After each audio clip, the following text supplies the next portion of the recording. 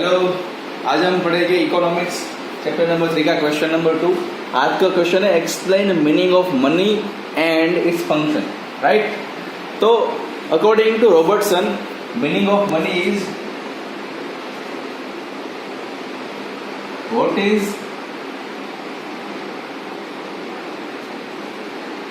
universally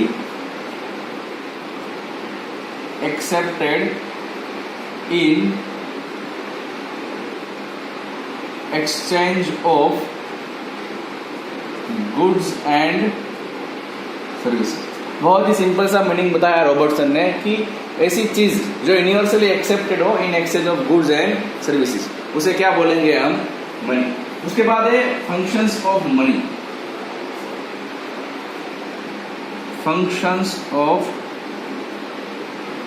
money हम आगे के लेक्चर में पढ़े थे, आपको याद हो तो, कि limitations of barter system. Right, three थी उसकी लिमिटेशंस। ये जो लिमिटेशंस थी ना, उसको ही मनी में उसके फंक्शन या फिर मनी के कामों में कन्वर्ट कर दिया गया है। तो पहला फंक्शन है ए, पहला था issue of mutual adjustment of want. Right, तो पहला फंक्शन उसका ये होगा कि money is a medium of exchange। आप सबको पता है कि बार्टर सिस्टम में प्रॉपर मीडियम ऑफ एक्सचेंज कुछ भी नहीं था, तो उसका वो लिमिटेशन हटा के मनी को एक प्रॉपर मीडियम ऑफ एक्सचेंज बनाया गया। राइट, आप सबको पता है कि मनी हम इजीली कुछ भी परचेज कर सकते हैं या बाय कर सकते हैं। जैसे कि आपको सिर्फ फॉर एग्जांपल एक शर्ट परचेज करनी है, तो आप शॉपकीपर के पास जाओ, शर्ट पसंद करो और बोलो क्या रेट है, वो बोलेगा 500, तो आप 500 दो और शर्ट लेके घर आओ। बहुत सिंपल। राइट, तो ये हो गया money as a medium of exchange, जो पुराने जमाने में बार्टर सिस्टम में था नहीं।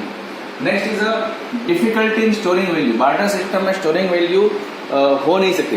राइट, अगर स्टोरिंग वैल्यू थी तो भी क्या लोचा था?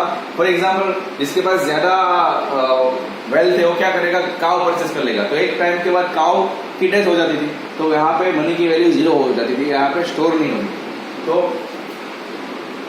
उसका लिमिटेशंस ओवरकम किया मनी ने। Money is a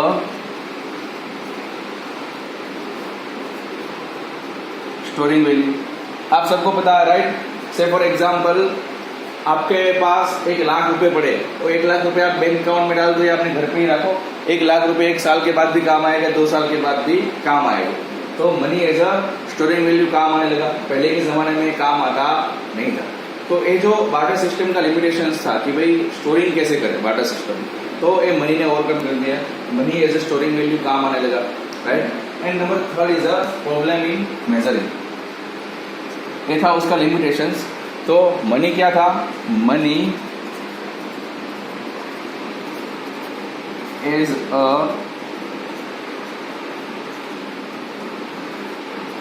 measuring value.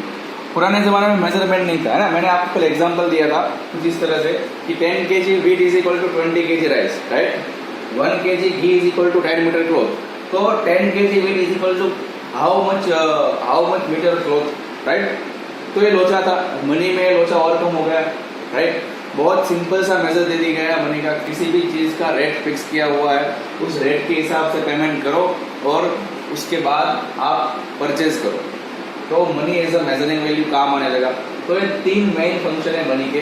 Right, money as a medium of exchange, third is a money as a storing value, and second is a money as a storing value, and third is a money as a measuring value.